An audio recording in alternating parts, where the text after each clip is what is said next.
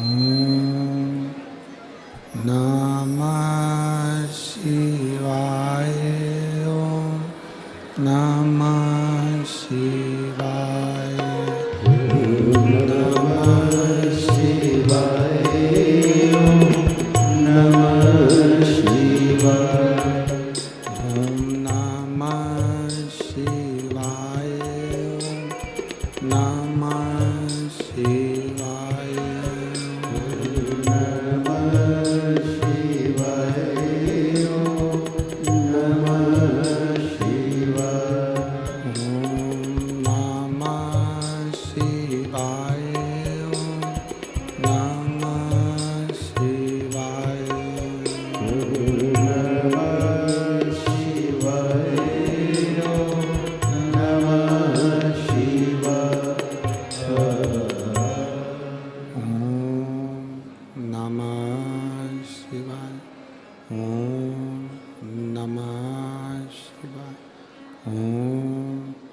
नमः शिवाय।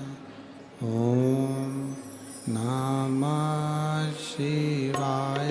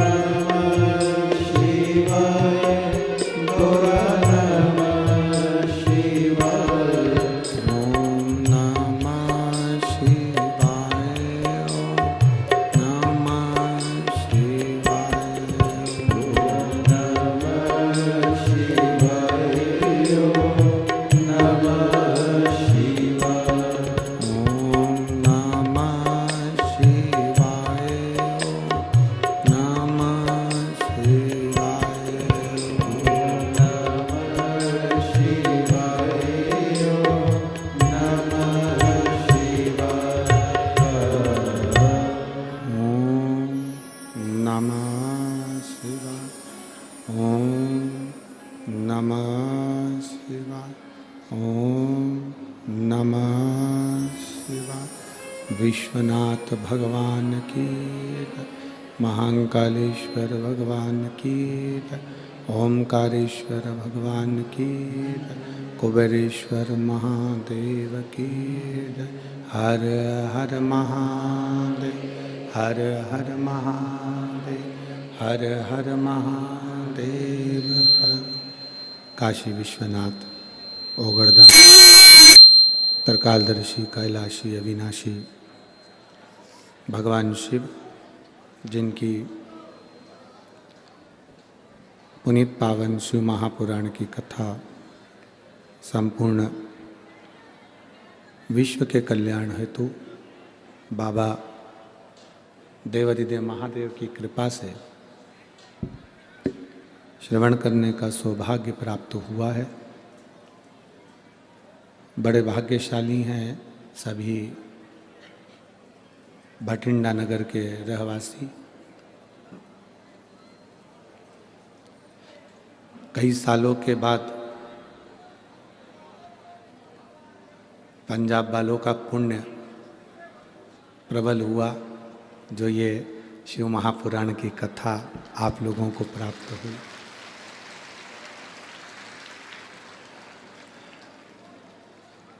बहुत समय से आप एक लोटा जल शिव जी को चढ़ा रहे थे, तो भगवान शिव ने आपके उस एक लोटे जल को स्वीकार करा और ये कथा यहाँ तक पहुँची।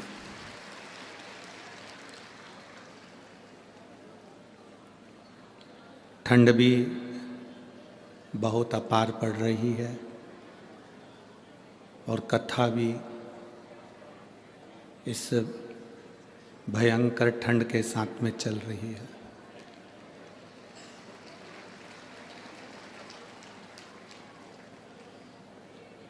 जैसे स्वेटर के अंदर छुपकर आप लोग बैठे हो, शॉल के अंदर छुपकर आप लोग बैठे हो, रजाई कंबल में दबकर आप बैठे हो, उसी तरह मेरे शंकर भगवान की कृपा से भी आप ऐसे ही दबे रहें और ऐसे ही छुपे रहें।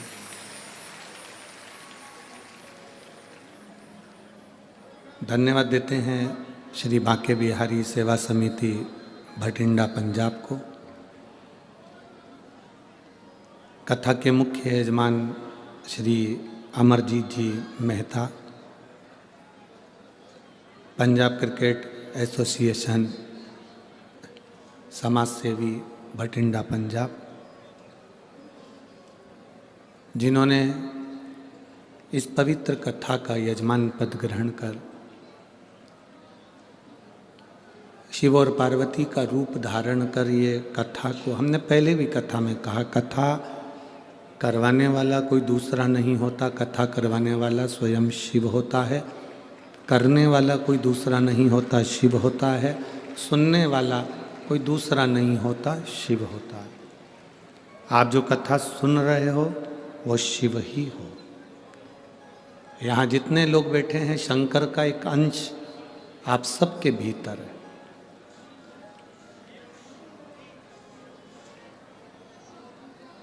पड़ोसी के यहाँ शादी होती है, तुम्हारे यहाँ पत्रिका नहीं आती तो तुम जाते हो क्या? बोलो बोलो, जम के बोलो जरा। नहीं जाते। तुम्हारे घर के अंदर शादी है, घर वालों ने पत्रिका नहीं दी, पड़ोसी के यहाँ से पत्रिका आ गई, तो आप घर की शादी छोड़कर पड़ोसी के घर की शादी में जाओगे, क्योंकि उसने दिल से बुलाया, आपको प्रार्थना कर कर नमन कर कर दिल से उसने बुलाया, इसलिए आप वहाँ चले जाओगे। आप ये भी नहीं देखोगे कि गरीब है कि अमीर है, उसने दिल से बुलाया, आप दिल से चले गए। पूरे भटिंडा में कितने लोग रहते हैं, पर शिव महापुराण की कथा में वही पहुंच पाता है जिसको मेरे भोलेनाथ ने दिल से बुलाया होता है और जो दिल लगाया होता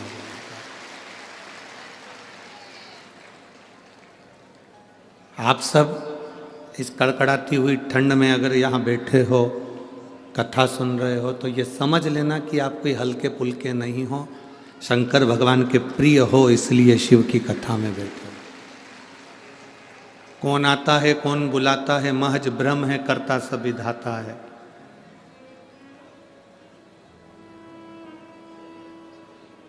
यहां तक अगर पहुंचे हो तो शिव की कृपा से ही पहुंचे। कथा सुन रहे हो तो ये शंकर की कृपा से सुन रहे हो।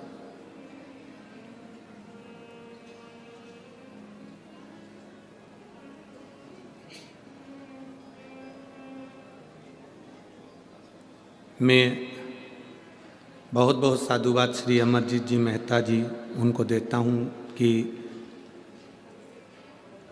बहुत अच्छी व्यवस्था के साथ ये पवित्र ठंड के समय में कथा जो आपने कराई है वो संपूर्ण विश्व के कल्याण हेतु कराई, और बाबा सबका कल्याण करे।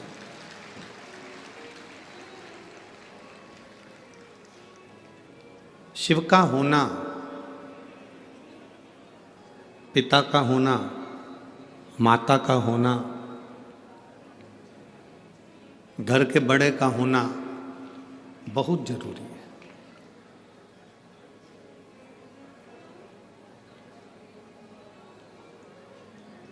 एक बात आपसे पूछें, आप यहाँ से रोड पे से आए होंगे, जब छोटे थे और रोड पे से निकल कर चलते होगे, अकेले चलते होगे तो चारों तरफ देखकर चलना पड़ता है। बोलो सही है कि गलत है? जम के बोलो जरा। इधर भी देखोगे, इधर भी देखोगे, आगे भी देखोगे, साइड में भी देखोगे, नीचे भी देखोगे, बाजू में भी देखोगे।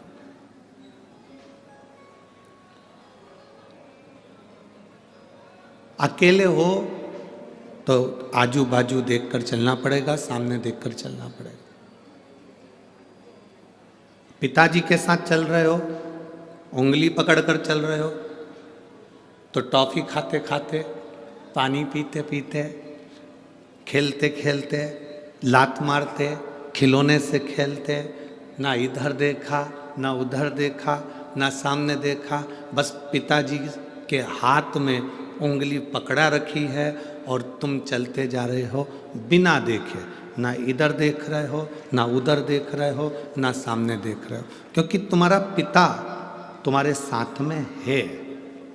पिता साथ में है तो तुम्हें कहीं देखने की जरूरत नहीं पड़ी, तुमने उंगली पकड़ा रखी और पिता देखते देखते तुम्हें मंजिल तक ले गया। उसी तरह मेरा शिव है, एक बार यदि उसको हाथ पकड़ा दिया, एक बार जल चढ़ाना प्रारंभ कर दिया, शंकर जी को जब एक बार हम जल चढ़ाना प्रारंभ कर देते हैं तो हमारा हाथ महादेव पकड़ लेते हैं, और जब वो पकड़ लेते हैं तो तुम्हें कहीं देखने की जरूरत नहीं पड़ती, वो तुम्हें मंजिल तक छोड़ ही देता है।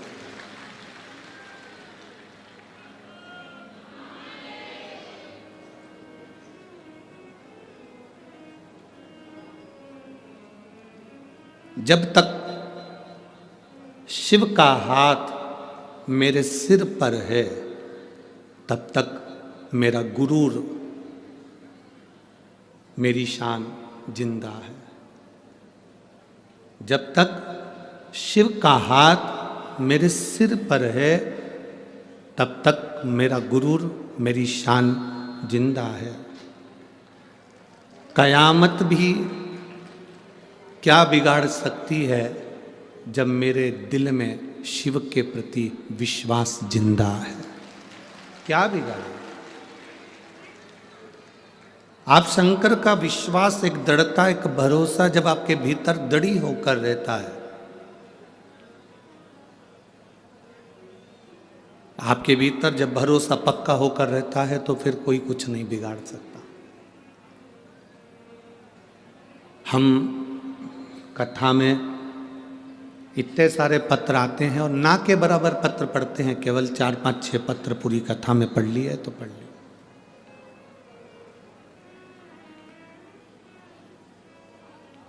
पढ़ना नहीं होता हमारा, इतना पत्र हम नहीं पढ़ पाते। अगर पत्र ही पत्र पढ़ेंगे तो फिर कथा कैसे बाँचेंगे? तो नहीं पढ़ पाते। थोड़े से पत्र 4, 5, 6 जो पत्र मिल जाते हैं उसको ऊपर रखे रहे या नीचे रखे रहे, कहीं से भी निकाल कर उसको पढ़ लिया।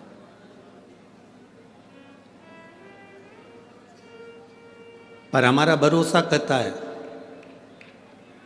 इन पत्रों में आपका विश्वास इतना पक्का हो गया है कि शंकर को जल चढ़ाते चढ़ाते आपकी विश्वास, आपकी दृढ़ता, आपकी श्रद्धा इतनी पक्की हो गई कि भोलेनाथ को तुम्हारा कार्य करने के लिए आना ही पड़ता है और कार्य कर कर जाना ही पड़ता है। ये भरोसा है। बोल बम का नारा है, सारी समस्या का हल एक लोटा, उसको आना पड़ता है।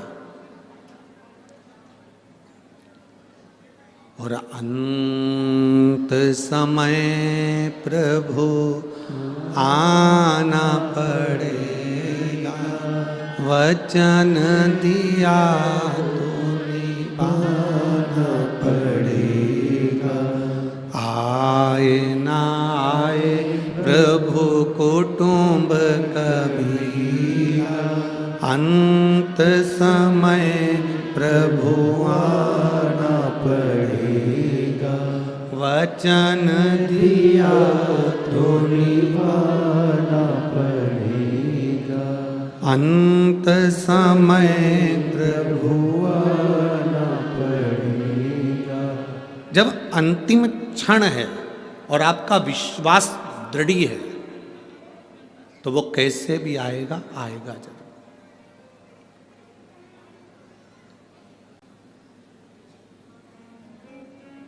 एक लड़के का एक पत्र आया है कि उसके फोटो भी लगाए गए हैं।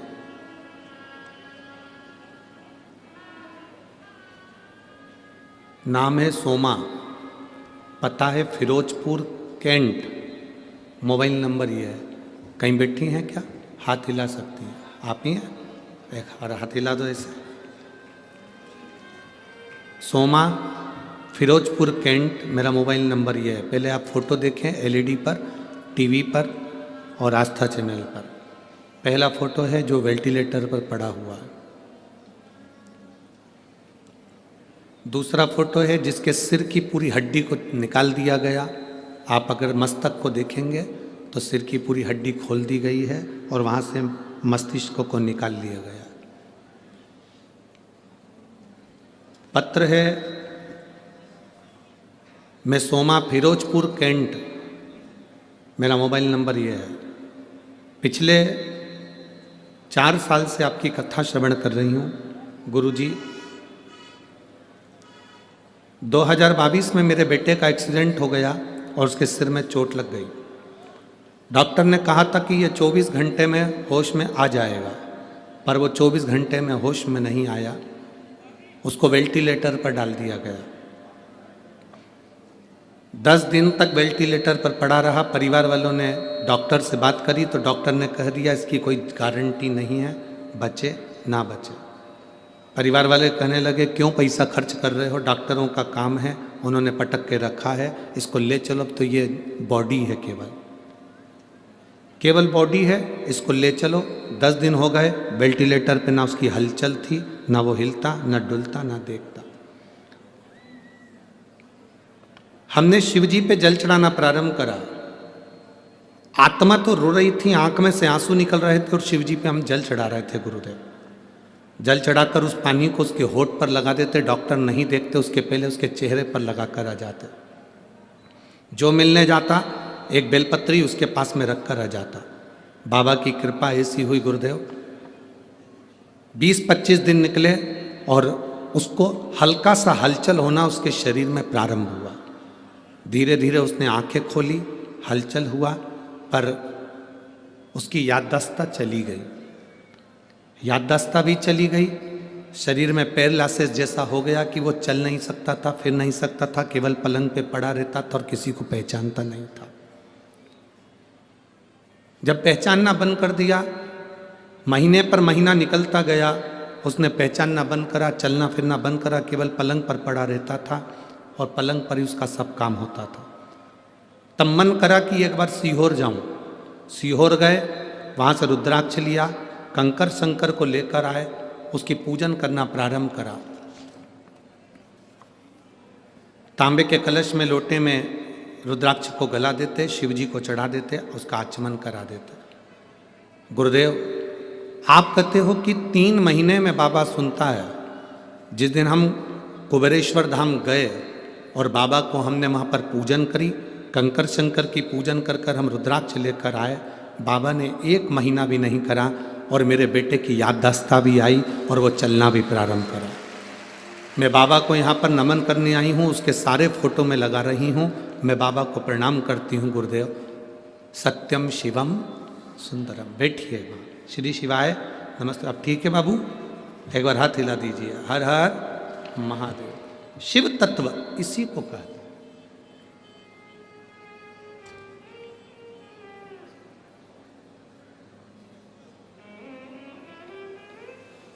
दुनिया हंसे, हंसने दो। दुनिया अपशब्द कहे, कहने दो। दुनिया आड़ा टेढ़ा बोले, बोलने दो।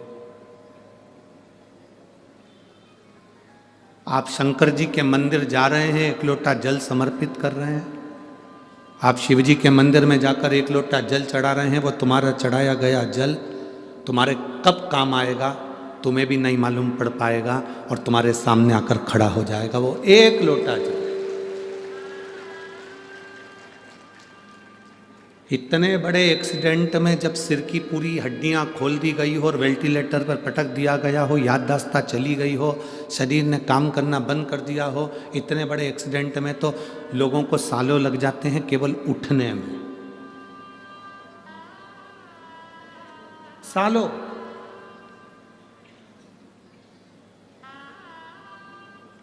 कई कई तो ऐसे हैं जिनके घर में ही वेंटिलेटर लाकर रख लिया और पड़ा हुआ है व्यक्ति, उठ ही नहीं पा रहा।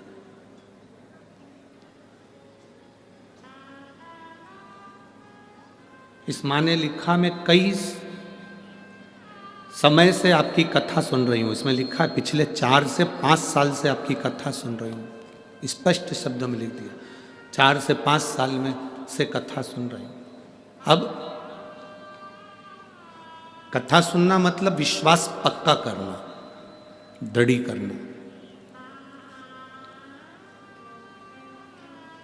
अब आपने अपने भीतर जब भगवान शिव के प्रति विश्वास को पक्का कर लिया तो भगवान भी तो आपके प्रति कुछ करेगा। प्राण छूटने को तो वो वहीं जहाँ एक्सीडेंट हुआ था वहीं प्राण छूट जाता, पर आपने जो शंकर को जल चढ़ाया है, जो शिव जी का भजन करा है, शिव महापुराण की कथा सुनी है, वो कहीं ना कहीं तो सामने आकर खड़ी होगी, वो कहीं ना कहीं तो पहुंचेगी।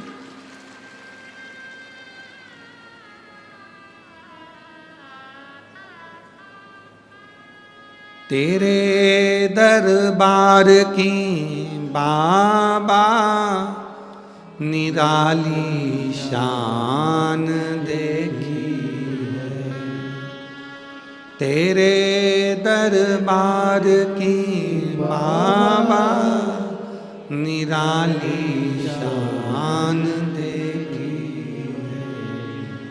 तुझे देते नहीं देखा पर झोली भरी देखी, तुझे देते नहीं देखा पर झोली भरी देखी है।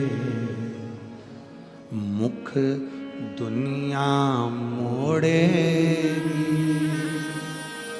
बाबा तू मुखड़ाना मोड़, मुख दुनिया मोड़ेगी बाबा तू मुखड़ाना मोड़। मेरी लगी परी तीनों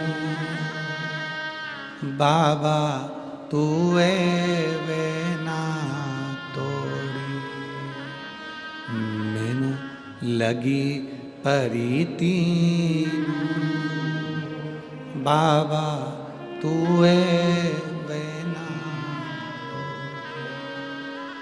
आप जिस लगन से भगवान को रिझाते हो, जिस लगन से आप परमात्मा को रिझा रहे हो, परमात्मा आपके करीब आता जा रहा है।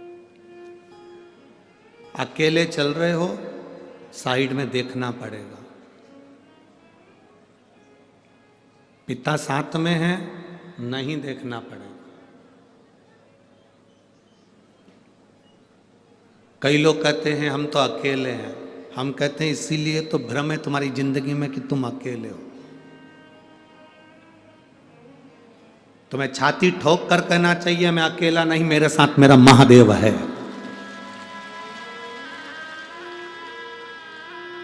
जैसे पिता के हाथ में उंगली पकड़ाते हैं और पिता लेकर जाता है, जिस दिन से मैंने जल चढ़ाना प्रारंभ करा उस दिन से मेरा महादेव मुझे लेकर चलेगा, गिरने नहीं देगा, डूबने नहीं देगा।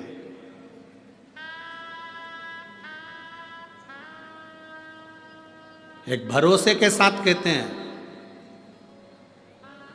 जो 2 साल से 3 साल से 4 साल से 1 साल से 6 महीने से 8 महीने से 5 महीने से शिव महापुराण की कथा जिसने टीवी पर सुनना चालू करी या पंडाल में सुनना चालू करी या कभी आपके क्षेत्र में हुई और आपने जाकर पंडाल में कथा सुनी, यह हमारा भरोसा कहता है आप जिंदगी में दुखी नहीं हो सकते।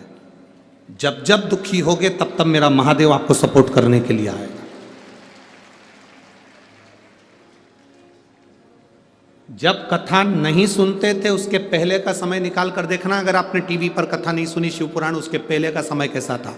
घर में क्लेश, घर में अशांति, लड़ाई झगड़ा, पैसे की कमी, कहीं तकलीफ, कहीं रोग, कहीं बीमारी, कहीं दुख, कहीं कष्ट, कुछ ना कुछ डिप्रेशन, टेंशन बना रहता था। अब जब से तुमने कथा सुनना चालू करी टीवी पर, मोबाइल पर या पंडाल में, उसके बाद का समय निकाल कर देखिए कि आपके चेहरे पर कितनी स्माइल रहती है, कितनी प्रसन्नता रहती है, आप कितने खुश रहते हैं।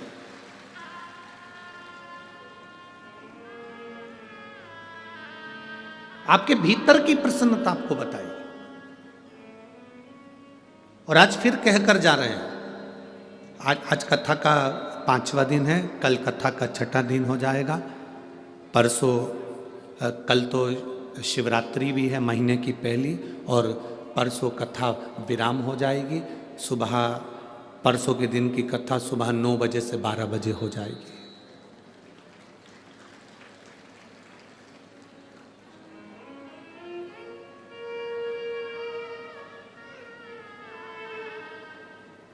परसों सुबह 9 बजे से 12 बजे तक होगी। विराम का दिन रहेगा। घर के मेहमान जाते हैं तो हमारे घर के बच्चों को 500 रुपये, 200 रुपये, 50 रुपये देकर जाते हैं, टॉफ़ी देकर जाते हैं। महादेव भी जब 7वें दिन की कथा विराम कर कर जाता है तो आपकी झोली में कुछ न कुछ देकर जरूर जाता है, भंडार भर कर जाता है।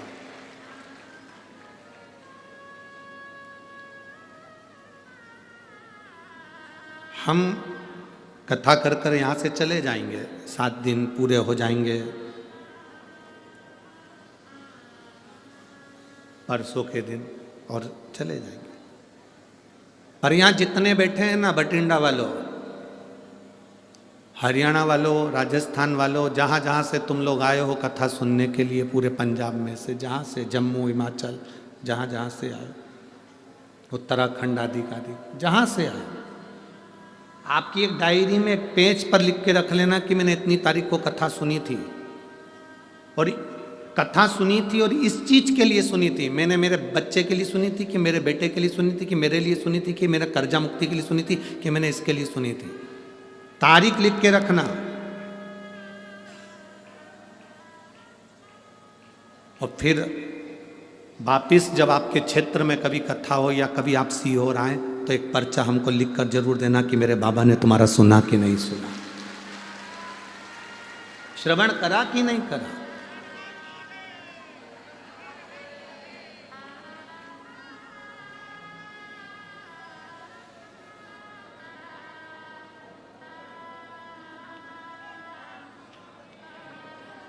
ये शिव की कृपा है, आप उसको सुन रहे हैं।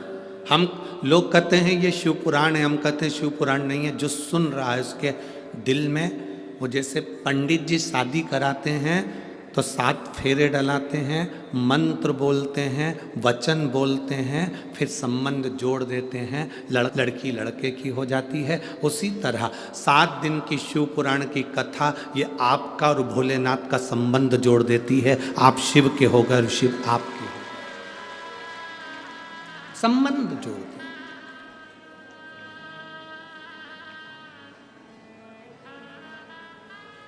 जैसे एक बार कुंदकेश्वर महादेव का नाम लेने पर औषधि काम करना चालू कर देती है, दवाई काम करना चालू कर देती। कौन से महादेव का? जम के बोलो जरा, जम के। कुंदकेश्वर। तुम दवाइयां ले रहे हो और दवाइयां काम नहीं कर रही तो कुंदकेश्वर महादेव का नाम लेकर उस दवाई को खाना चालू। एक पत्र है,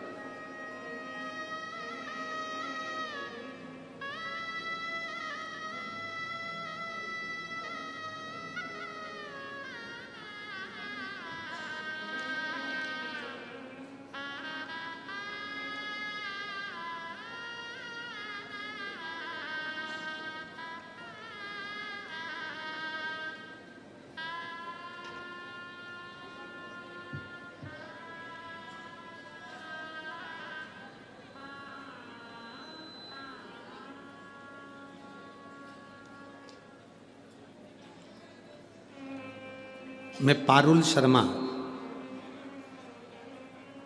चंडीगढ़,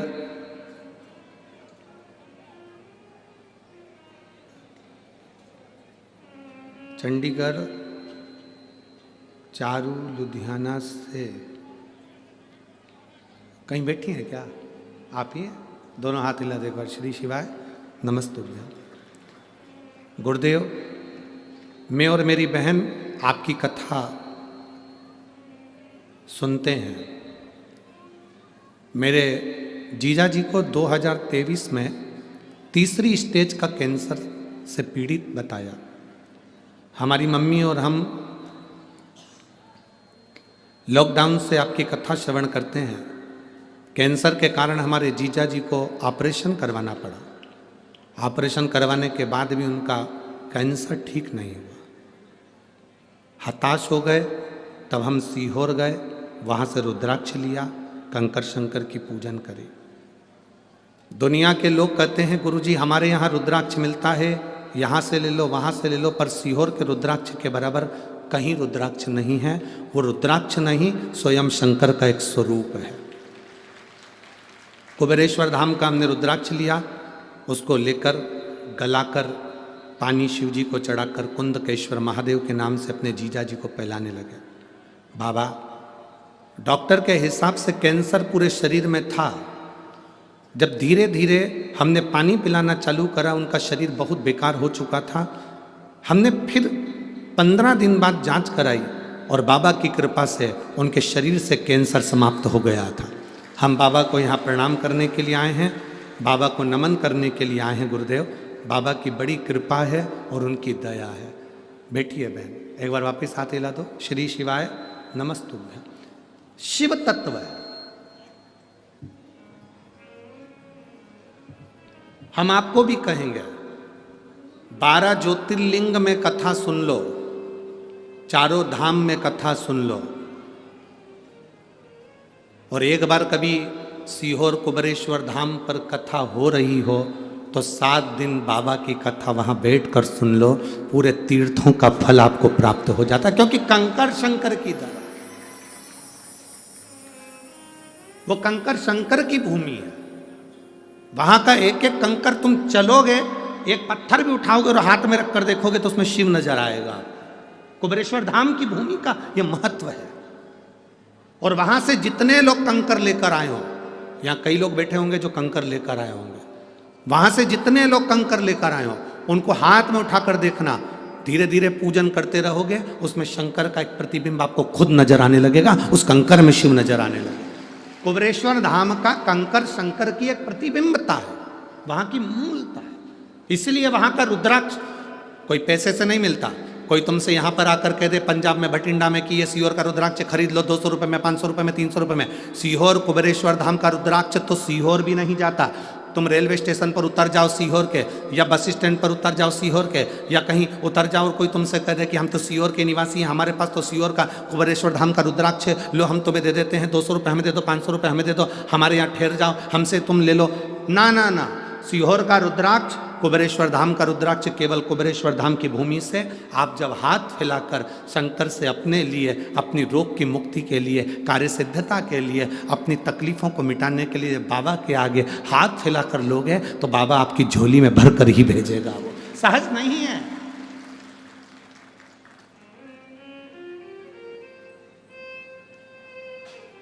जितने रुद्राक्ष उत्सव में रुद्राक्ष सिद्ध करे जाते हैं, उनकी पूजन करी जाती है, वही रुद्राक्ष आपको साल भर में बांट दिए जाते हैं। वही रुद्राक्ष।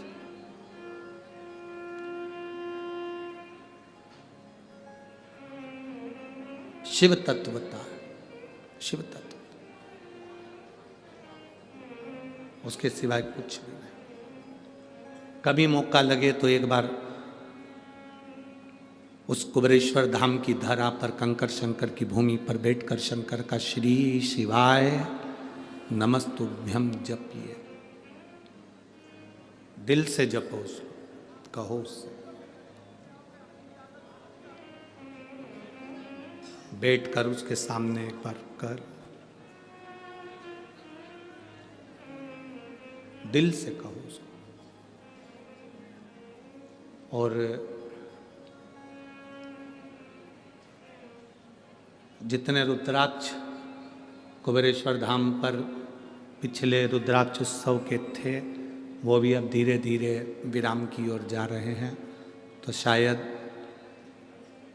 15 फरवरी तक कुबेरेश्वर धाम पर रुद्राक्ष का वितरण होगा। 15 फरवरी से रुद्राक्ष वितरण बंद होकर फिर मई के महीने से वापस जब रुद्राक्ष उत्सव हो जाएगा और रुद्राक्ष वापस बाबा का अभिषेक होकर पूर्ण हो जाएंगे, तब फिर 15 मई से फिर वापस बांटना प्रारंभ करेंगे। 15 फरवरी से रुद्राक्ष बांटना बंद हो जाएगा। 15 फरवरी 2024 से कुबेरेश्वर धाम पर रुद्राक्ष नहीं मिलेगा, क्योंकि 7 मार्च से 13 मार्च तक रुद्राक्ष उत्सव है जिसमें रुद्राक्ष सिद्ध करे जाते हैं। तो 7 मार्च से 13 मार्च तक केवल कुबेरेश्वर धाम पर शिव महापुराण की कथा होगी। आप सबको हमारी तरफ से आमंत्रण है, कथा का रसपान ग्रहण करिए। 7 मार्च से 13 मार्च तक शिवरात्रि के पावन अवसर पर, फुलेरा दूज के अवसर पर 7 दिन बाबा की कथा का लाभ लो। 7 दिन नहीं आ पाओ तो 1 दिन, 2 दिन, 3 दिन जैसा समय मिले वैसा बैठ कर कथा रसपान करो। उस बीच में रुद्राक्ष नहीं मिलेंगे। रुद्राक्ष उत्सव होगा और रुद्राक्ष वितरण नहीं होगा। रुद्राक्ष वितरण 15 फरवरी को 2024 को बंद होगा, फिर 15 मई 2024 को चालू करेंगे। उस बीच में जो रुद्राक्ष महोत्सव है वो 7 मार्च से 13 मार्च तक होगा, जिसमें बाबा की कथा, भंडारा, भोजन, बाबा का अभिषेक, पूजन अर्चना, जो नियम है रुद्राक्ष उत्सव का वो सब होगा और उसका लाभ लेना है। आप सबको जो जो कथा सुनते हैं सब प्रेम से पधार कर कथा का लाभ लेकर आपकी जिंदगी को सार्थक कर, आनंदित कर। और तेरा ही दिया मैंने खाया पिया है, तेरा शुक्रिया है, तेरा शुक्रिया है। मुझे भोले बाबा ने बहुत दे दिया है, तेरा शुक्रिया है, तेरा शुक्रिया। शिव तत्व को धारण करें। जब हम भगवान शंकर के आनंदित तत्व को धारण करते हैं तो शिव हमारे साथ चलता। अकेले चलोगे तो सब दूर देखना पड़ेगा और पिता के साथ चलोगे तो कहीं नहीं देखना पड़ेगा। शंकर को जल चढ़ाओ तो ये समझ लो कि आपने शंकर को अपना हाथ पकड़ा दिया और आपका पिता आपके साथ कदम से कदम मिलाकर चल रहा है, वो आपको मंजिल तक पहुंचा रहा। भटकोगे नहीं, भटकना नहीं।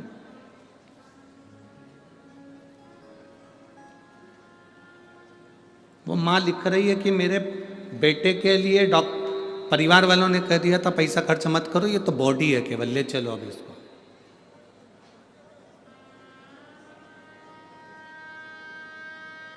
उसमें परिवार वाले कह रहे हैं कि ये लोग तो केवल पटक के रखे हैं पैसे के लिए। ऐसा नहीं होता। डॉक्टर भी शंकर का एक रूप होता है।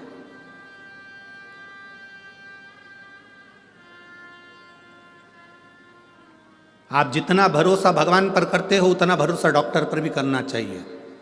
शिव का एक रूप है डॉक्टर, शंकर का एक स्वरूप है डॉक्टर। डॉक्टर अपना काम करेगा और तुम्हारा चढ़ाया गया 1 लोटा जल अपना काम करेगा। आप अपनी भक्ति में इतने लीन हो, इतनी भक्ति करो कि मेरा महादेव तुम्हारे साथ कदम से कदम मिलाकर, काल अधिपति महाकाल राजा आपके पास में हो और आपके दुख का हरण कर ले।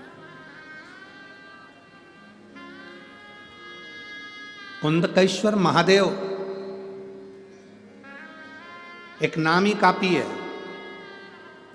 जो दवाई तुम्हारे शरीर को ना लगे, जो औषधि तुम्हारे शरीर को ना लगे, तुम खाते खाते बहुत समय हो गया, दवाई काम नहीं कर रही, तुम्हें ऐसा लग रहा है कि मेरे ऊपर दवाई का असर ही नहीं हो रहा, मैं तो ठीक ही नहीं हो रही, तो कुंदकेश्वर महादेव का नाम लीजिए। कुंदकेश्वर दवाई वही, डॉक्टर वही, बस उस दवाई को कुंदकेश्वर का नाम लेकर खाकर देखिए, वो दवाई असर करना प्रारंभ करेगी।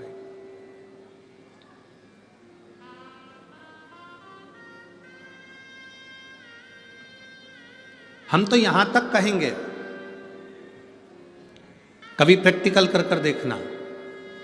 बहुत तेज फीवर है, बहुत तेज बुखार है,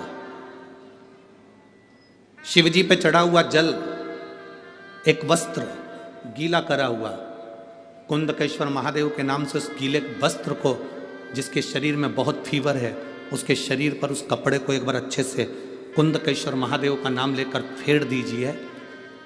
आधा घंटा या 1 घंटा लगेगा, मेरा कुंदकेश्वर महादेव फीवर को उतार ही देगा।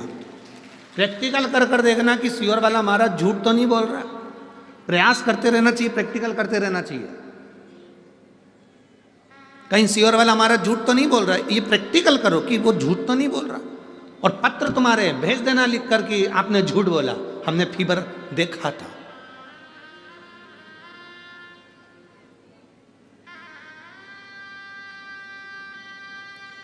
एक पत्र है, छोटा सा है पर पत्र बड़ा अच्छा है। मैं सुनीता जायसवाल,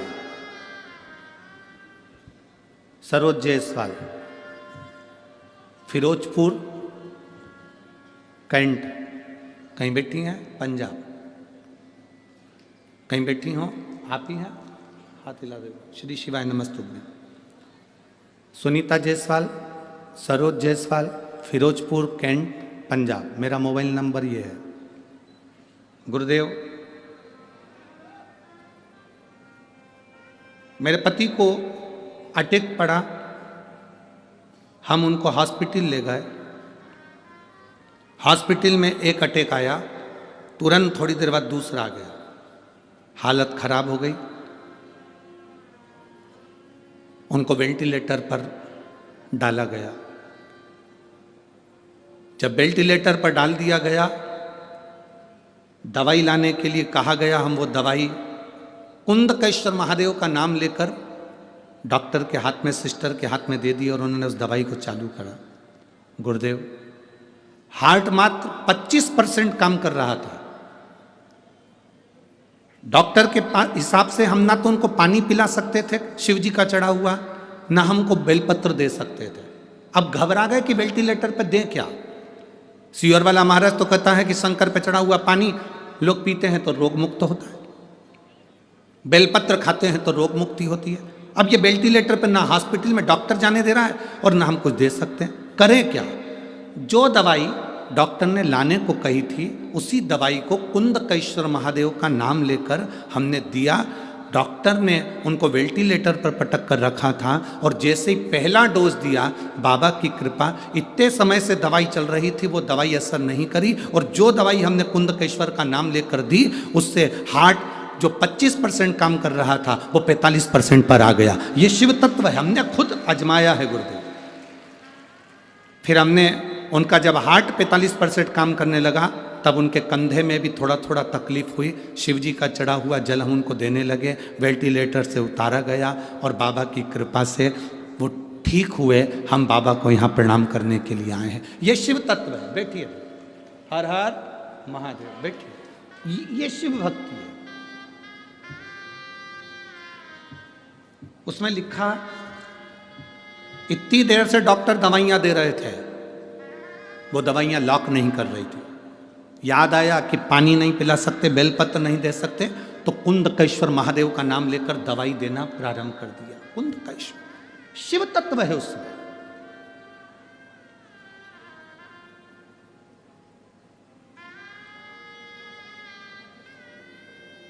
कई लोग कहते हैं ये व्हील चेयर पर चलते हैं। व्हील चेयर पर इनके घुटने काम नहीं करते, कमर काम नहीं करती, पीठ काम नहीं करती, व्हील चेयर पर चलते। हम कहते हैं तुम अपना ध्यान रखो। बरसात में सुबह उठने के बाद जब तुम पानी पीते होगे, व्हील चेयर पर बैठा हुआ व्यक्ति भी पानी तो पीता होगा ना। अगर पानी पीते होगे तो उस पानी को गिलास में पीने की जगह थोड़ा सा हाथ में ले और कुंदकेश्वर महादेव का नाम लेकर उसका आचमन करना प्रारंभ तो करो। 2-4 दिन कर कर देखना, तुम में वो बल मिलेगा। तुम्हें ऐसा लगने लगेगा कि अब मैं खड़ी हो सकती हूँ और चल सकती हूँ। जो दवाई खाते आए हो वो खाओ, जो ट्रीटमेंट कराते आए हो आओ, जैसा करते आए हो वैसा करो, पर उसमें कुंदकेश्वर महादेव की भक्ति का बल बढ़ना चाहिए। उसमें एक विश्वास। और अच्छी तरह से समझ लो, जिस घर में बच्चे मंद बुद्धि होते हैं या बुद्धि उनकी कमजोर होती है, मुंह में से राल टपकती रहती है, दृष्टि नहीं होती, हाथ पैर से विकलांग होते हैं या शरीर पूरी तरह से बेकार होता है, बच्चे में विवेक नहीं होता, लोग कहते हैं इसमें अक्ल नहीं है, बुद्धि नहीं है, इसका विकास नहीं हो पा रहा, ये सब बच्चे 18 साल के हो गए, ये 7 साल का रह गया, इसमें विवेक नहीं है, हम उनके लिए भी कहेंगे।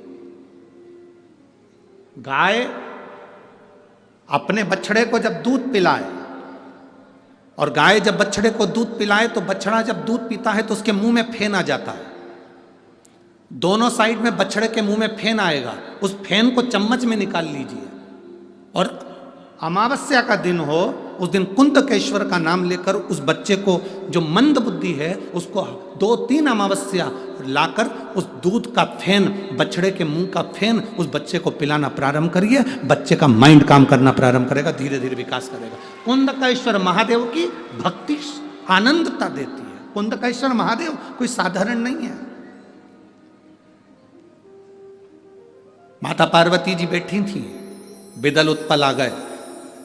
ये वो असुर हैं बिदल उत्पल जो माता पार्वती जी की सुंदरता को देखकर आकर्षित हो गए थे। माता पार्वती जी की सुंदरता देखकर आकर्षित हो गए।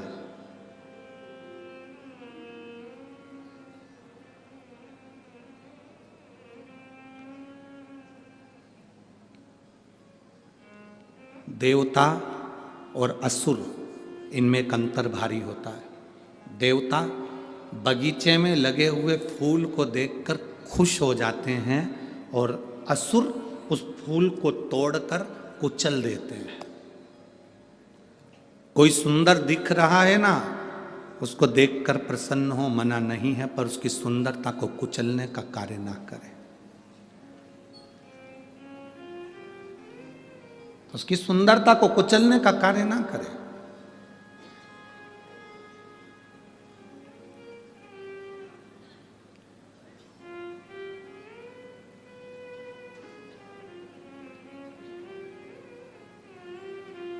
शिव महापुराण की कथा कहती है, बिदल उत्पल ने जब माता पार्वती जी की सुंदरता देखी, दुनिया में ऐसा कौन है जिसने माता पार्वती की सुंदरता नहीं देखी।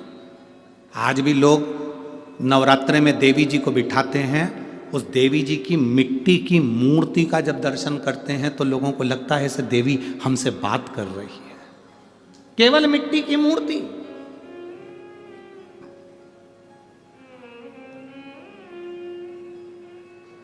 तुम्हारे भटिंडा में बहुत मंदिर होंगे, सारे मंदिर में घूम लेना, एक देवी जी का मंदिर है, उस मंदिर में चले जाना। दुर्गा जी का मंदिर, देवी जी का मंदिर, माता रानी का मंदिर, उस मंदिर में जाना। राम जी के पास में भी सीता जी होंगी, कृष्ण भगवान के पास में राधा जी होंगी, ब्रह्मा जी के पास में ब्रह्माणी होंगी, भगवान नारायण के पास में स्वयं लक्ष्मी होंगी। और एक बार दुर्गा जी के मंदिर में जाना, देवी के मंदिर में जाना, उस देवी की प्रतिमा का मुखाग्रविंद का दर्शन करना, उनकी सुंदरता का दर्शन करना, आपको लगेगा कि माँ कितनी सुंदर है, माँ का स्वरूप कितना सुंदर है।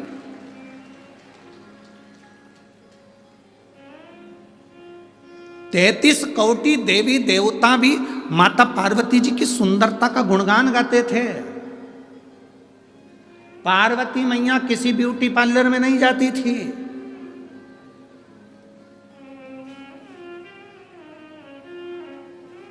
कोई सोने का आभूषण नहीं पहनती थी।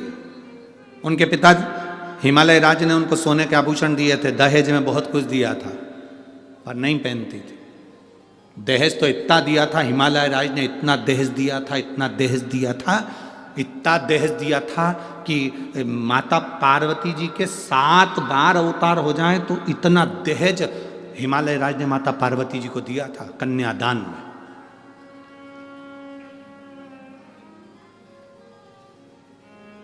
इतना दहेज दिया था। जब विदा होने लगी, शंकर भगवान ने पार्वती जी से कहा चलें? पार्वती जी बोली चलो।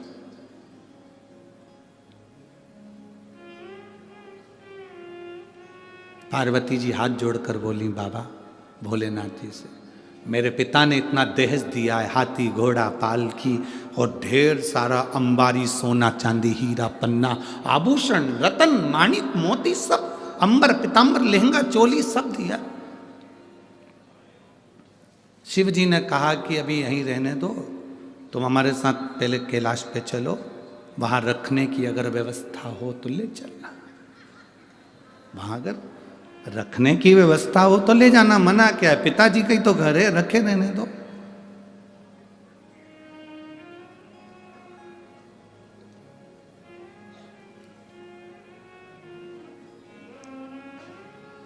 आप सबकी शादी हुई होगी, मेरी जीजियों, मेरे जीजा उन तुम्हें ब्याहने के लिए आए होंगे, आप सबकी जब शादियां हुई होंगी और मेरी जीजियों तुम्हारे कन्यादान में ढेर सारा सामान दिया होगा, बर्तन इतने बड़े बड़े भगोने, बड़े बड़े थालियां, गिलास, चम्मच, बर्तन, कपड़े, अलमारी, सामान सब तुम शादी कर कर आई तो अपने साथ लेके आई थी सारा बर्तन? जम के तो बोलो। नहीं, गाड़ी पे चढ़ा दिया गया था, लोडिंग में भर दिया गया था, तुम्हारे घर पहुंचा दिया गया था। तुम शादी के 2 महीना, 4 महीना, 6 महीना, 8 महीने तक तो तुम अपने घर के बर्तन को भी नहीं देख पाई थी कि रखे कहाँ है। बोलो दीजिए, सही है कि गलत है? कहाँ पड़े हैं बर्तन तुम्हें नहीं मालूम, कहाँ पड़ा है सामान तुम्हें नहीं मालूम, तुम तो पटक दी। क्यों? क्योंकि मैं पति के घर में जब आई, मैंने देखा पूरे घर में बर्तन जमे हुए हैं, फर्नीचर बना हुआ है, गाड़ी कपड़ा सब रखा है, मेरे कपड़े की क्या ज़रूरत, मेरे बर्तन की क्या ज़रूरत। सास ने कहा, बेटा तुम्हारे बर्तन मम्मी रख दो, बोरे में भरे, बड़े बड़े बारदान में भरे, सिले ऊपर टान पर, कहीं भंडारे में उनको पटक दिया। आज तक तुम्हारी शादी के बर्तन बोरे में बंधे हुए भरे हुए आज तक पड़े होंगे, अभी तक नहीं निकले हैं। वो तो तुम जब अलग होगी घर से तब तुम्हारे बर्तन उठा के ले जाओ। बोलो सही है कि गलत है? तब उठा के ले जाओ। वो बर्तन आज तक रखे, सामान आज तक रखा है, अभी तक नहीं छुआ गया, पड़ा की पड़ा ही है, रखा की रखा ही है। क्यों? वो बर्तन की आज तक जरूरत नहीं पड़ी, क्योंकि बाबा ने, मेरी जीजियों, तुमको जो मेरा जीजा मिला है ना, वो साधारण नहीं है। तुम्हारे मुंह से आवाज निकलती और मेरा जीजा ला कर दे देता है, तो बर्तन की क्या जरूरत है? बर्तन की क्या जरूरत है? भगवान शिव ने कहा, पार्वती तुम चलो पहले कैलाश पर व्यवस्था देख लो, अगर तुमको लगता है कि तुम्हारे पिता के घर के सामान की तुम्हें जरूरत है तो तुम देख लेना। जैसी पार्वती जी कैलाश पर गई तो उन्होंने पूछा, घर कहाँ है? Bedroom, kitchen, hall. Shiv ji बोले, वो तो तुम देख लो, इतनी सारी गुफा हैं, किसी में भी घुस जाओ, ये सब कमरे ही तो है, बेडरूम ही है, क्या? पार्वती जी एक गुफा में प्रवेश करी, उस गुफा से निकलने में पार्वती जी को लगभग 2 साल लग गए थे, एक में घुसी थी। पार्वती जी बोली, इतना बड़ा बंगला मैंने कभी नहीं देखा, मेरे पिता के यहाँ नहीं देखा। शिव जी ने पूछा, वो बर्तन और वो दहेज का सामान पिताजी की यहीं रहने दो, क्योंकि कहीं रख के भूल गए तो मिलेंगे नहीं। जब 2 साल में तो वापिस लौट के आई हूं, तो बर्तन और जेवर कहाँ रख के भूल जाऊं, पता?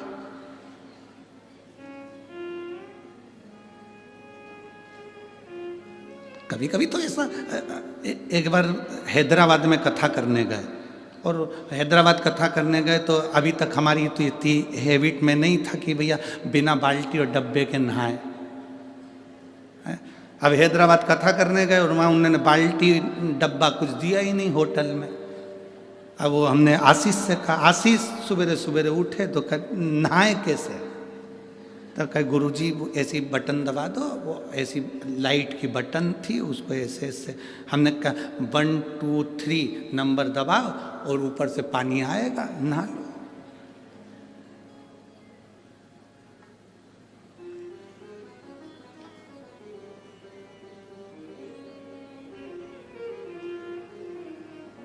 पर दिल को सुकून नहीं मिला, नहा जरूर ली, नहाए जरूर पर सुकून नहीं मिला। अब सुकून भगवान गजब की होटल है। अब हमने कहा आशीष साबुन, अब उनने ऐसे दीवार में 2 डब्बे रख रखे थे, उसमें कुछ भरा हुआ था, ऐसे दबाओ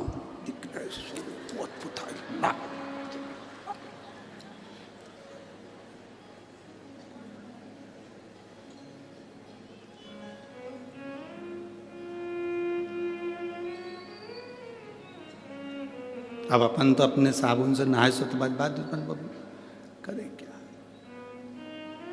अब नीचे जैसे कथा में जा रहे थे तो वो होटल का मालिक मिल गया, वो अग्रवाल जी। कहने गुरुजी कैसी लगी होटल? हमने कहा बहुत जोरदार है, बहुत जोरदार, पर एक ही चीज की कमी है, इसमें डब्बा और बाल्टी नहीं है, इसमें डब्बा बाल्टी।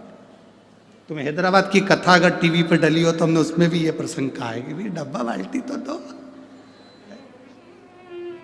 भले कछु नहीं दो।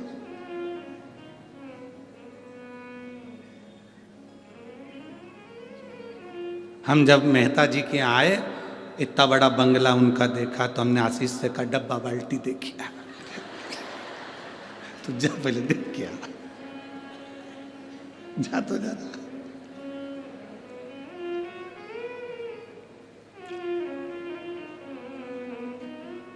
पर आनंद है, वो पंजाब पंजाब है, बठिंडा बठिंडा है, वो आनंद है। आज तो हमारे मेहता जी के बेटे का जन्मदिन भी है, क्या नाम है उसका? पद्म का। कहाँ है बेटा? पद्म, आओ इधर आओ, पधारो, आओ। आज इनका हैप्पी बर्थडे टू यू है, जोरदार ताली बजाकर स्वागत करिए पद्म जी का।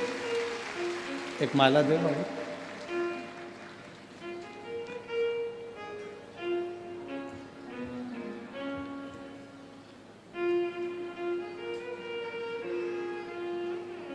बच्चा व्यवस्था में लगा रहता है तो मिलना भी नहीं होता, रोज आरती में भी नहीं आना होता इसका।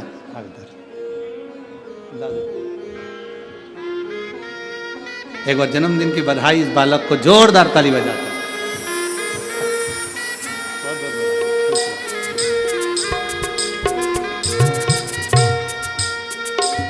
शिव तत्व हर हर महा, शिव तत्व की प्राप्ति के लिए बहुत, इतना दहेज क्या करेंगे, इतनी पूंजी क्या करेंगे? बहुत ध्यान देना शिव महापुराण की कथा को कि पति कमाऊ है, तुम्हारा सम्मान करने वाला है, तो तुम्हें अपने पिता के घर की ना तो बर्तन की जरूरत पड़ेगी, ना तुम्हें दौलत की जरूरत पड़ेगी। तुम्हारा पति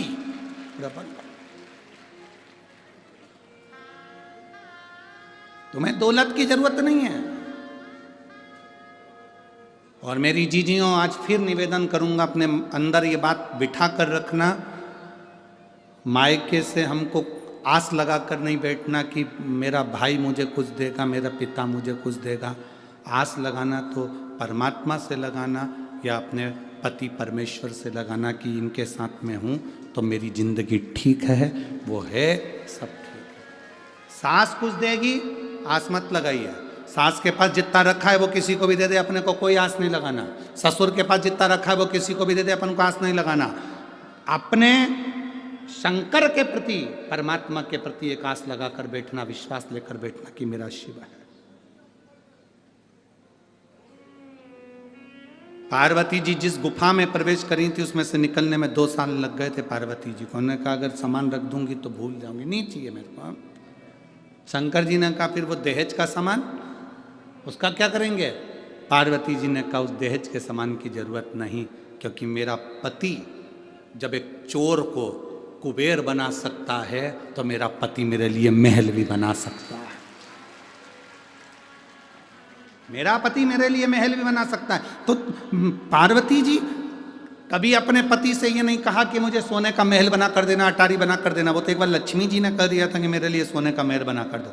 तो लक्ष्मी जी का महल देखा, पार्वती को उन्होंने कुछ अपशब्द कह दिए थे। पार्वती, मेरे पति और तेरे पति में अंतर है। मेरा पति एक चुटकी में मैं बोलती हूँ और मेरे लिए बैकुंठ बना देता है, लक्ष्मी जी ने कहा। और पार्वती, तेरे पति तो शमशान में रहते हैं, कैलाश पर रहते हैं, तेरा पति कभी तेरे लिए कोई महल नहीं बना सकता।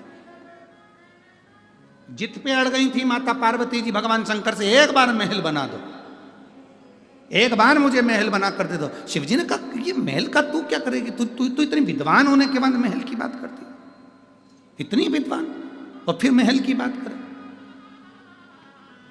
माताओं की आदत होती है, दिवाली पे किसी के यहां मिलने जाती हैं, गुजिया,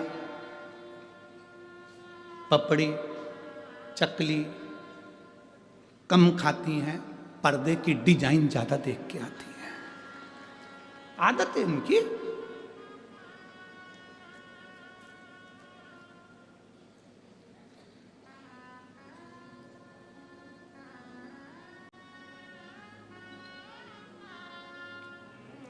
देख लिया, अब मुझे सोने का महल चाहिए। बस एक बार जिद करी थी माता पार्वती जी ने शंकर जी से, मुझे सोने का महल चाहिए। क्या करोगी महल का? बस मेरा मन है, बना दो। सोने का महल बनवाया, उसका मुहूर्त करवाया। लक्ष्मी जी को भी दिखाया कि ये सोने का महल है। तुझे लगता था कि मेरा पति नहीं बना सकता, तेरे बैकुंठ से 4 गुना सुंदर है। सोने की दीवाल, सोने के पर्णकोटे, सोने की ईंट, सोने का कालीन, रतन जड़ी सिंहासन इस बीच समुद्र में बनाया था। विशर्वा जी पूजन कराने आए थे। शिव जी ने सोच लिया था कि ये सोने के महल में हम नहीं रह सकते, ये महल विशर्वा जी ले लें। और विशर्वा जी ने जब पूजन कराई तो उसकी दक्षिणा में वो सोने का महल मांग लिया था। तो पार्वती जी दुखी होकर कहती हैं, इस सोने के महल में एक दिन आग लगेगी विशर्वा, तेरे घर में कोई दिया जलाने वाला नहीं बचेगा। और वो महल रावण को मिला था और उसमें आग लगी थी, आग लगी थी उसमें। देखा देखी में कभी कोई काम ना करिए। देखा देखी में एक बार काम बिगड़ता है तो बिगड़ता ही जाता है।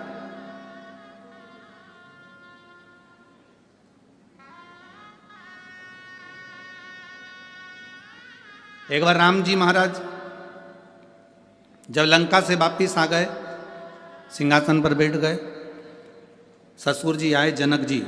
जनक जी ने अपने राम जी से कहा, मेरा बेटे, मेरे जमाई लंका पर विजय प्राप्त कर कर आए हैं। मेरे जमाई लंका को जीत कर आए।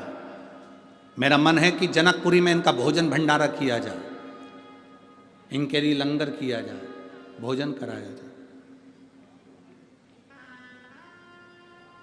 ठीक है। जनक जी ने हाथ जोड़कर कहा भगवान राम जी से, आप लंका जीत कर आए हैं, मेरा मन है आप जनकपुरी में भोजन करने आए तो लक्ष्मण जी, भरत जी, शत्रुघ्न जी, उर्मिला, मांडवी, श्रुतकीर्ति, सीता सबको ले आए। मेरी बेटियां आ जाएंगी भोजन करने के लिए, मेरे चारों दामाद आ जाएंगे। वहीं पर हनुमान जी बैठे हुए थे। हनुमान जी ने देखा कि जनक जी ने सबको भोजन करने बुलाया पर मुझे नहीं बुलाया। हनुमान जी जनक जी के पास में पहुंचकर ऐसे ऐसे हिलने लगे।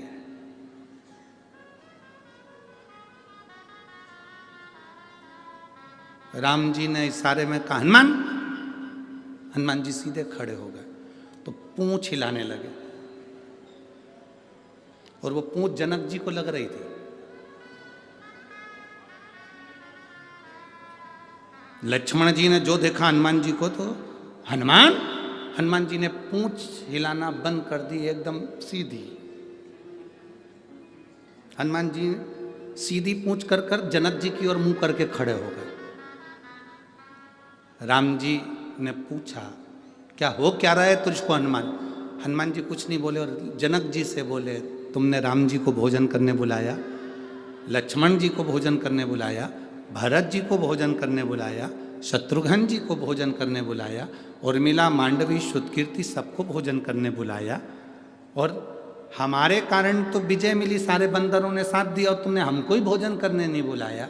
जनक जी बोले गलती हो गई। जनक जी ने कहा, राम आते आते हनुमान जी को भी ले आना। ठीक है। अब जितने बंदर खड़े थे ना, सब आ गए जनक जी के पास। हम कहां से आए?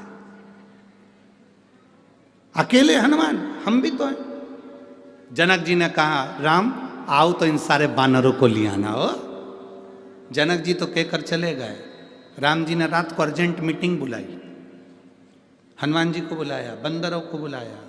हनुमान जी से कहा, देख हनुमान, शादी होने के बाद पहली बार मैं ससुराल में जीमने के लिए जाऊंगा, भोजन करने जाऊंगा, मेरी इज्जत मत गिरा देना। तुम बंदर हो, ध्यान रखना, आराम से बैठकर खाना। जितने बंदर जा रहे हैं इन सबको समझा दे। हनुमान जी ने कहा, तुम चिंता मत करो, जैसे तुम्हारी ससुराल वैसे हमारी ससुराल,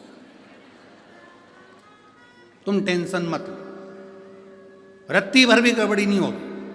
सारे बंदरों को हनुमान जी ने आधी रात को मीटिंग बुलाई, मीटिंग बुला करके दिया, देखो रे बंदरों, जैसे मैं खाऊं वैसे खाना, जैसे मैं बैठूं वैसे बैठना, जैसा मैं करूं वैसे करना, मुझे देखते रहना और आराम से खाते रहना, ठीक है? बंदरों ने कहा बिल्कुल चिंता मत करो।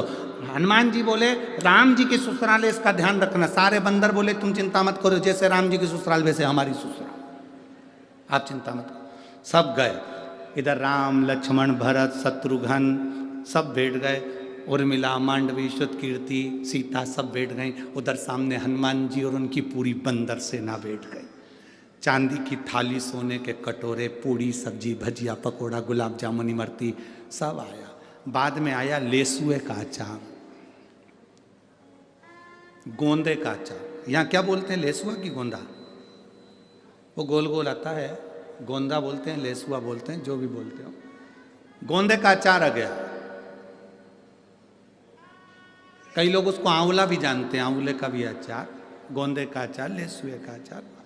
सामने जैसे ही अचार आया, हनुमान जी ने मन में सोचा, ये गुलाब जामुन तो मैं पहले भी खा चुका हूं, जलेबी भी पहले बहुत खाई, पूड़ी कचौड़ी भी बहुत खाई, ये नया आइटम दिख रहा है,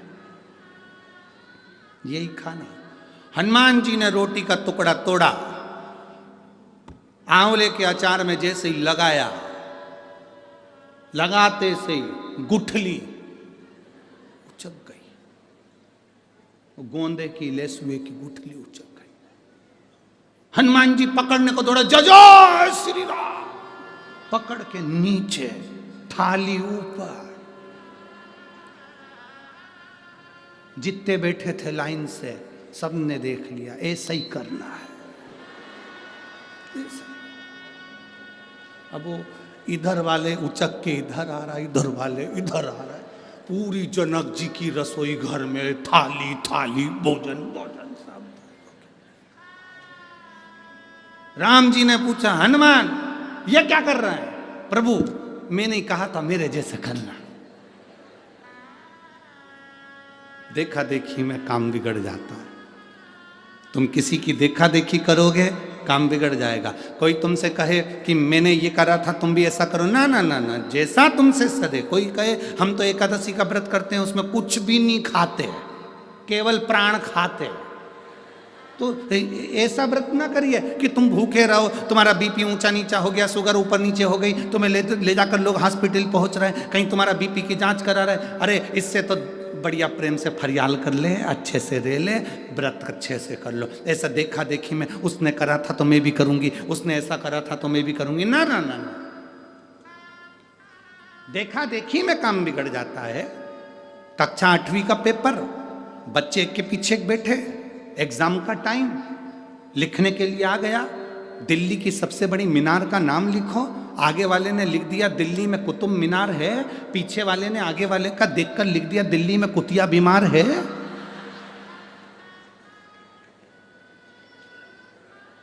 मालूम उसको भी था कि दिल्ली में कुतुब मीनार है, पर देखने के चक्कर में उसने लिख दिया दिल्ली में कुतिया बीमार है। गड़बड़ हो गया ना, देखा देखी में गड़बड़ हुआ है। कभी देखा देखी नहीं करना। कोई तुमसे कहे मैं तो सवेरे 4 बजे से उठ के शंकर जी के मंदिर जाती हूँ, उससे कह देना तू जा, मेरे से नहीं पड़े। तुम तो आराम से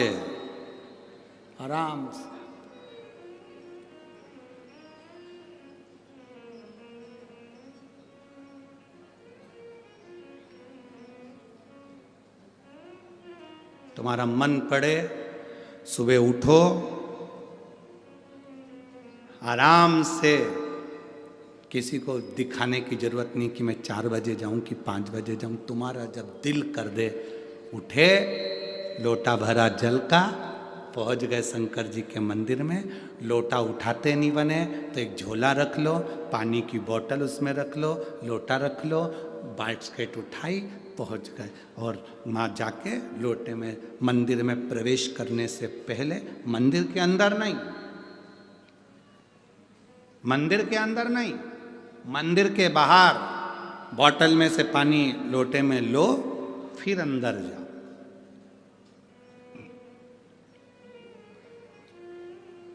मंदिर में नहीं। कई लोगों की आदत होती है मंदिर के अंदर जाके लोटे में पानी भरते हैं, फिर भगवान को ना ना। आप में से कितने लोग हैं जिनके घर में मेहमान आते हैं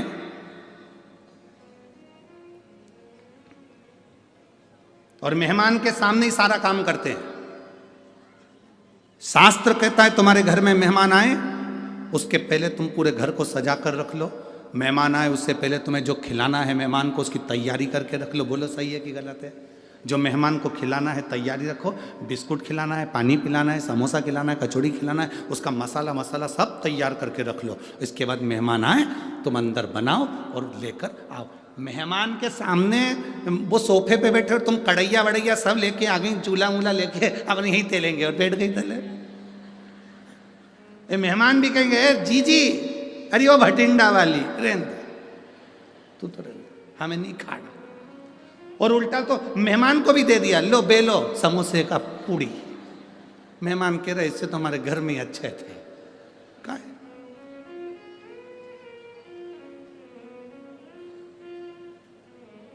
कई लोगों की आदत रहती है मेहमान के, इतने परेशान हो जाते। एक व्यक्ति तो इतना परेशान हो गया था, मेहमान से इतना परेशान हो गया कि उसने अपनी 3 लड़की थी, तीनों लड़की का नाम अलग अलग रख दिया।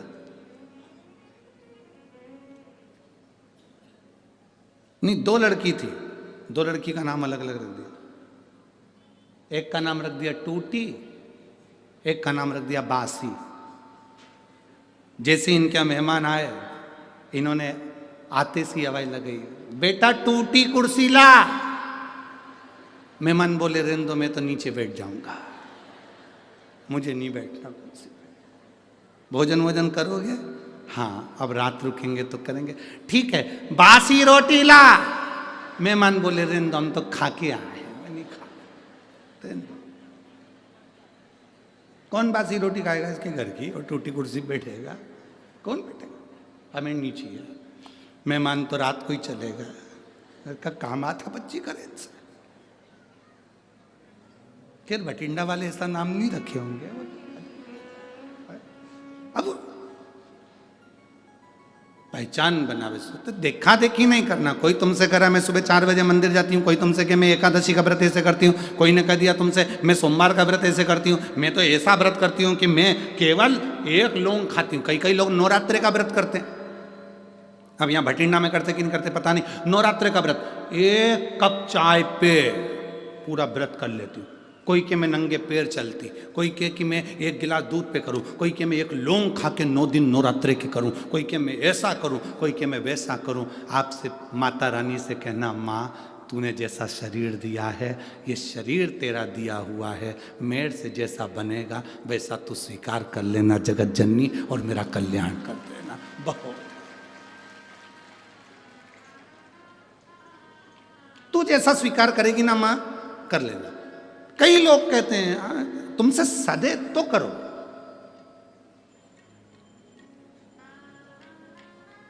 हमसे भी कई बार जजमान पूछते हैं, हम शिव पुराण की कथा करवा रहे हैं, व्रत करना पड़ेगा क्या? मत करो। तुमसे बनता है क्या? नहीं बनता तो रोटी खा। अब हम तुमसे कह देंगे नहीं तुम्हें व्रत करना पड़ेगा, और व्रत करना पड़ेगा पूरी शिवरात्रि इसमें शिव महापुराण में, और मालूम पड़े तुम व्रत कर लो और व्रत करके तुम्हारा शुगर ऊंचा नीचा हो गया, बीपी ऊंचा नीचा हो गया। हमें क्या मालूम कि तुमको शुगर की बीमारी की बीपी की बीमारी ऊंचा नीचा हो गया, तुम हॉस्पिटल में पड़े, इंसुलिन ले रहा है, पड़े हुए, और हम कथा कह रहे हैं, मन तुम्हारा लग नहीं रहा क्योंकि परिवार का व्यक्ति हॉस्पिटल में पड़ा। तो क्या मतलब ऐसी कथा करने से? तुम तो खूब चरो और शिव महापुराण की कथा सुनो, खूब चरो। पूरे भटिंडा वालों ने खूब जोरदार व्यवस्था करी है, मूंग की दाल का हलवा, बाहर बटरा, केसर का दूध, बिस्कुट, इतने तो तुम बारात में नहीं गए होगे, इतना जोरदार जोरदार पूड़ी, सब्जी, चना, भटूरा, कहीं कुछ, पूरे भटिंडा वाले आसपास में बांट रहा है। शिव पुराण अच्छे से सुनिए और नेस्ले का खूब खाओ और भगवान का गुण गाओ, भूखे रहकर मत। भगवान कभी नहीं कहता कि तुम भूखे रहो, भगवान कहता है बस इतना याद रखना कि अहंकार की भूख, काम की भूख, लोभ की भूख, आसक्ति, तृष्णा, ये सब हटाकर मेरी भक्ति करो, दिखावा नहीं।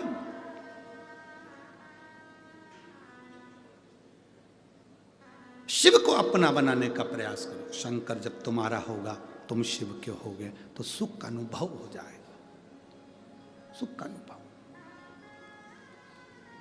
विदल उत्पल असुर हैं, देवता और असुर में अंतर है। देवता फूल को देखते हैं तो खुश होते हैं, असुर फूल को देखता है तो कुचलने को तैयार होता है, तोड़ने को तैयार होता है। किसी बगीचे में घूमने जाओ और तुमको फूल पसंद आए तो उसको तोड़िए मत, लगे रहने तो अच्छा लग रहा है। जब आपको अच्छा लग रहा है तो दुनिया को अच्छा लगेगा। किसी बगीचे में घूमने जाओ, कोई चीज तुम्हें अच्छी लग रही, उसको लगे रहने तो तोड़ो नहीं, तोड़ना नहीं। बगीचे का ध्यान रखना आपकी जवाबदारी है, हमें तोड़ना नहीं है। पर कई ऐसे उद्दंडी आते हैं कि उनको अच्छी चीज लगी हुई पसंद ही नहीं आती, वो तोड़े बिना रहते ही नहीं है। 2-3 हमारे साथ भी है।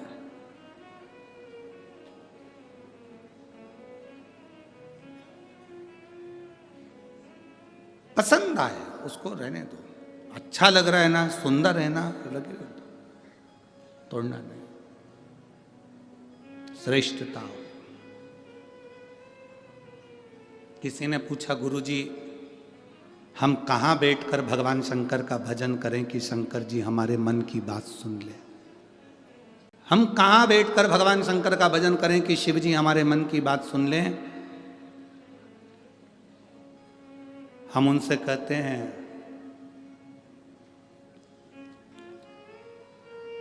वाईफाई कमजोर पड़ सकता है, वाईफाई कमजोर पड़ सकता है, पर मेरे शंकर का वाईफाई इतना हाई फाई है कि कभी कमजोर पड़ता ही नहीं है। वाईफाई कमजोर पड़ सकता है, पर मेरे महादेव का वाईफाई इतना हाई फाई है कि वो कमजोर नहीं पड़ता। मेरे महादेव का नेटवर्क सब दूर मिलता है। एक पशु भी उसको पुकारता है तो वो दौड़ कर जाता है और उसका नाम पशुपति नाथ हो जाता है। जिसने उसको पुकारा, जिसने उसको पाना चाहा, जिसने उसको बुलाया, वो आ गए, वो आए।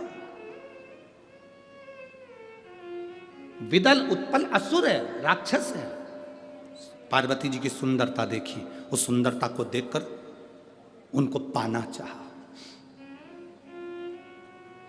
राक्षस ऐसे ही होते हैं, असुर ऐसे ही होते हैं। सुंदर पुष्प को तोड़ना चाहते हैं, ये असुर हैं, ये राक्षस हैं। देखो सुंदरता है ना, बहुत अच्छी है।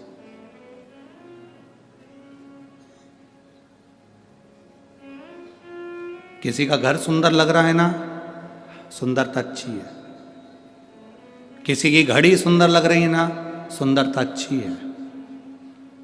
घर देखो सुंदर, किसी व्यक्ति को सुंदर को देखो, किसी की घड़ी सुंदर देखो, सब सुंदरता देखो, साथ में उस परमात्मा को धन्यवाद दो कि तूने गजब की कारीगरी करवाई।